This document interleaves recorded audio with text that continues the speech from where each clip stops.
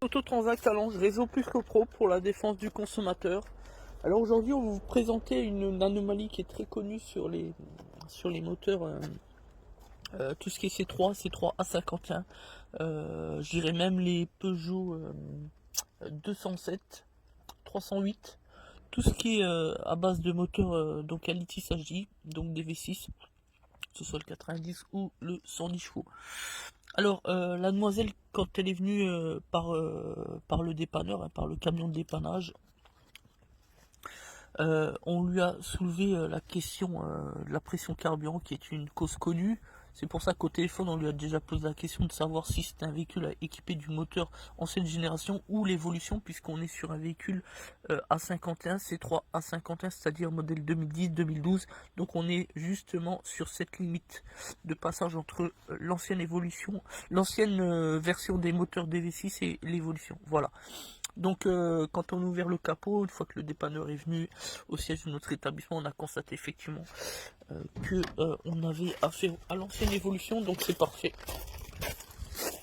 Puisque comme on le sait, les problématiques rencontrées sur les anciennes évolutions, comme le fameux DV4, là ici il s'agit donc de l'L4 HD, eh bien on a effectivement des cas de problématiques liées à la pression carburant signal.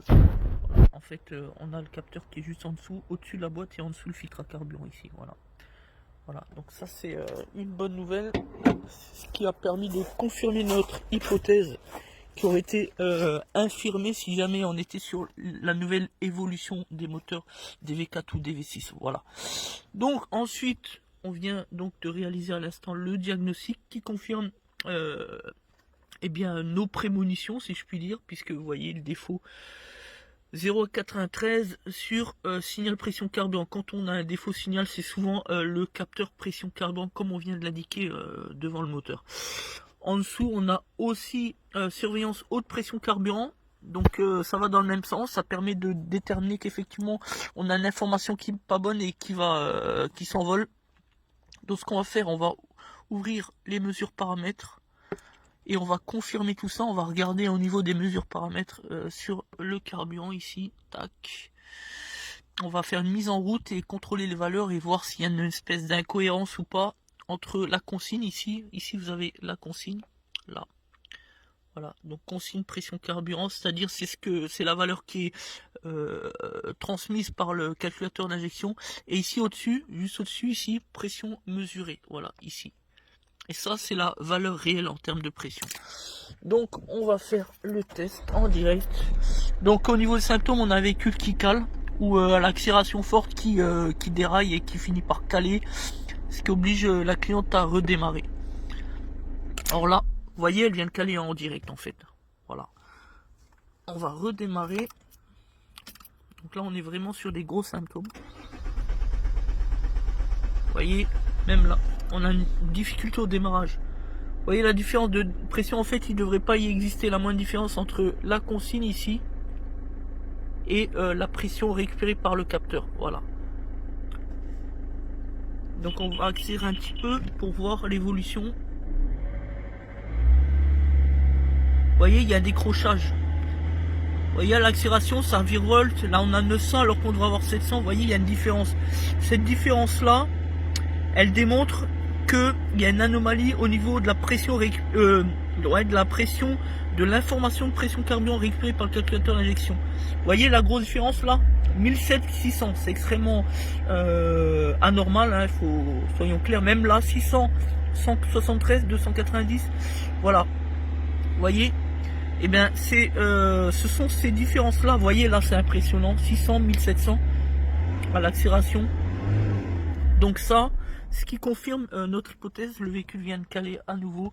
L'hypothèse donc du capteur pression carburant qui est en défaut, c'est une petite réparation qui coûte environ 200 euros. 200 euros, à peu près 220 euros posés, pièce main d'œuvre évidemment. Donc nous allons appeler la cliente pour confirmer notre diagnostic et lui indiquer la réparation à entrevoir, et on va essayer de faire ça au plus vite, au mieux. Évidemment on a une certaine clientèle, donc on va essayer de gérer ça dans la semaine. Voilà, donc c'était pour vous montrer vraiment en direct les mesures paramètres et comment qu'on doit réaliser quand on est professionnel de l'automobile un diagnostic. Surtout n'écoutez pas les pseudo-youtubeurs, une fois de plus, on n'arrête pas de le dire, les bricoleurs du dimanche, les forums, vous savez, les youtubeurs à la con là, les spécialistes de l'intox et de la désinformation qu'on retrouve finalement comme amateurs là sur internet, hein, sur YouTube, sur Facebook, etc. Là encore on vient d'en suivre un là, le fameux JLB là, c'est vraiment le roi de la contre-vérité de l'intox. C'est vraiment un champion du monde de la connerie, délivrer des inepties à ce point, mais c'est tout simplement une honte, une infamie. Voilà. Évidemment, quand on lui adresse un message, il ne nous répond pas. Nous, on aimerait bien faire un débat avec lui pour lui demander de cesser ces bêtises qui mettent en danger le consommateur, et y compris ses propres abonnés. Voilà, on n'en dira pas plus. Merci à tous de nous faire confiance. Des Autotransact Talange, nous sommes membres du réseau des meilleures entreprises de France pour la défense du consommateur. N'oublie pas, notre seul intérêt, c'est de vous protéger, vous défendre contre les injustices, les arnaques, les imposteurs et surtout les pseudo-youtubeurs, les bricoleurs du dimanche. Merci à tous, à bientôt. Rebonjour à tous, on est toujours pour la deuxième vidéo sur cette Citroën C3 A51, c'est-à-dire les modèles après 2010-2011. Donc rappelez-vous ce problème de pression carburant qui a été identifié dans le cadre du diagnostic qui était le nôtre.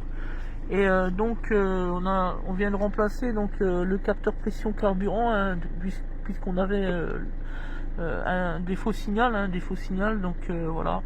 On vous avait montré également la distorsion au niveau des mesures paramètres entre la pression consigne et la pression mesurée, c'est-à-dire la consigne c'est en fait la demande du calculateur d'injection. Et mesurer, c'est la mesure réelle au niveau de la rampe d'injection. Voilà. Donc je vous propose de terminer l'intervention en faisant le point sur la lecture défaut. Puis on va faire la même chose que dans le cadre de la première vidéo. On va se rendre ici, dans les historiques, dans les mesures paramètres standards. Donc déjà le défaut, on va l'effacer puisqu'on a toujours le défaut tableau de bord, ce qui est normal après l'intervention. Vous voyez, on a un défaut signal pression carburant, surveillance haute pression gasoil, etc. Donc toujours les mêmes codes 091 et puis 1113, très connu. Donc là, on coupe le moteur.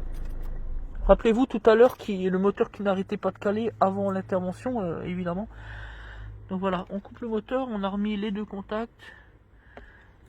Tac, on efface les défauts puisque la panne est résolue, donc on peut le faire. D'ailleurs, il convient de le faire pour la cliente, évidemment. Voilà, et on va vous montrer après les mesures paramètres pour bien vous montrer que maintenant tout va bien, tout est rentré dans l'ordre, tout simplement. Effacement en cours, on attend, etc., etc. Voilà, avec le numéro de série du véhicule, évidemment. Tac, tac. Voilà, c'est tout bon. Effacement, couper et remettre le contact. Je coupe, je remets. Voilà, je reprends mon petit stylet qui est bien. Je valide.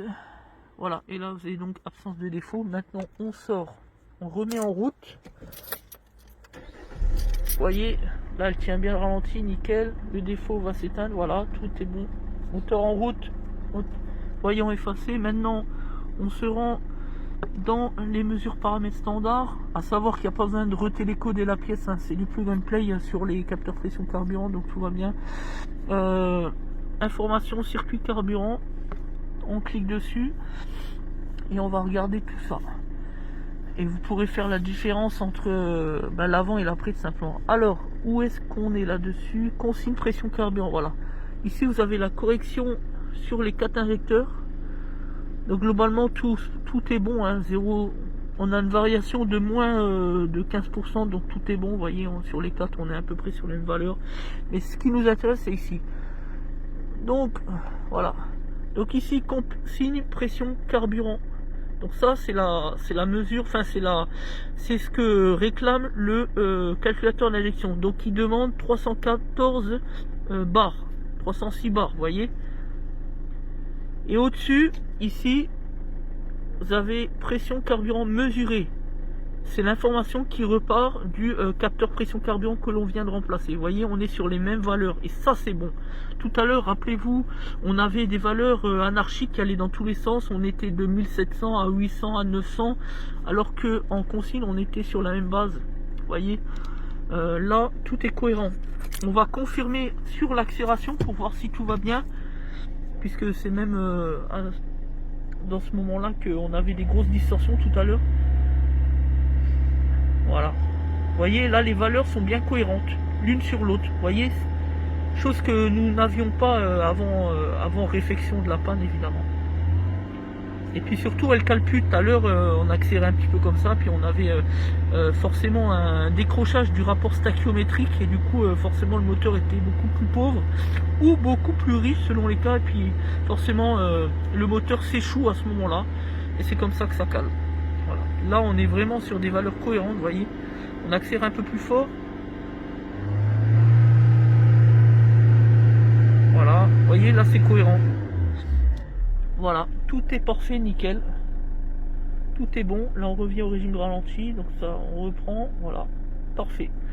Donc, intervention terminée. On est bien content d'avoir terminé cette intervention. La cliente va être satisfaite parce qu'elle va récupérer un véhicule qui fonctionne alors qu'elle était en panne puisqu'elle est venue avec le dépanneur. Merci à tous, c'était Dassault Transact, membre du réseau Plus que Pro, les meilleures entreprises de France. Et surtout, on évite encore une fois les pseudo-youtubeurs, on n'écoute pas ces charlatans de la désinformation, de l'arnaque, de la contre-vérité et de l'intox. Merci. Faites plutôt confiance à un véritable professionnel de l'automobile. Dans tous les cas, de toute manière, puisqu'ils n'ont pas de compétences, pas d'expérience professionnelle, ils ne pourront jamais vous donner la bonne information. Voilà. Merci à tous. À bientôt.